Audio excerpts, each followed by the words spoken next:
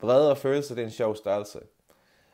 Mange mænd de bliver bedt om at være i kontakt med deres følelser, sætte ord på deres følelser, åbne sig op omkring deres følelser. Og det er også rigtigt. Det er jeg fuldstændig enig med dem i. Men det, der også bliver tit sådan overset, det er, at mænd de er selvfølgelig naturligvis vrede. Rigtig mange er vrede. Og hvorfor er det, at de er vrede? Det er, fordi de har gået og undertrykt deres følelser i så mange år. Af en eller anden grund. Eller så har de undertrykt noget andet af en eller anden grund. Og hvis vi ikke får ventileret ud omkring de følelser, jamen så bliver det ved med at lægge sig. Og så koger det bare over, og til sidst så buller det ud. Og så kan det vise sig på en helt anden måde i en situation, som måske slet ikke har noget med det at gøre. Men fordi du ikke får ventileret ud omkring følelserne, så håber det så op. Ligesom badeboldseffekten. Du kan prøve at tage en badebold og gå ud i vandet, og se, hvor lang tid du kan holde den. Det svarer til dine følelser. Du holder dine følelser nede, og til sidst så springer badebolden jo op. Fordi du kan ikke holde den hele livet. Og det kan du heller ikke med dine følelser. Men det har med at finde den vej, der er kortest ud, eller den situation, der lige hurtigt skaber et eller andet, der påvirker dig, der trigger dig til at reagere.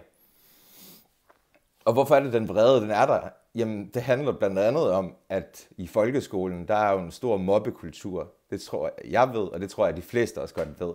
Det har der været i rigtig mange år. Det er også en del kultur, jeg er vokset op i.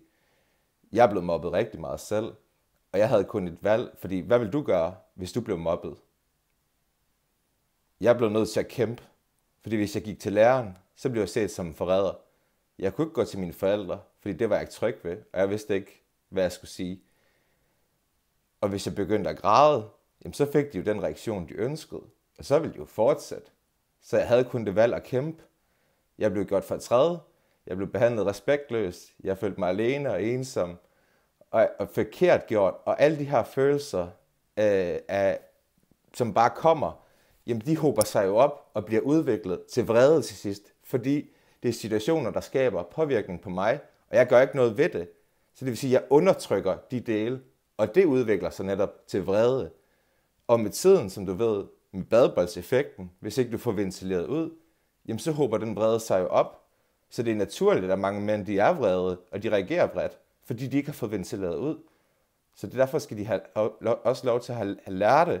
Og der skal være plads til, at den vrede, den følelse, den også kommer ud. Selvfølgelig ikke skade nogen, men det handler om at skabe forståelse og accept af den situation og de oplevelser.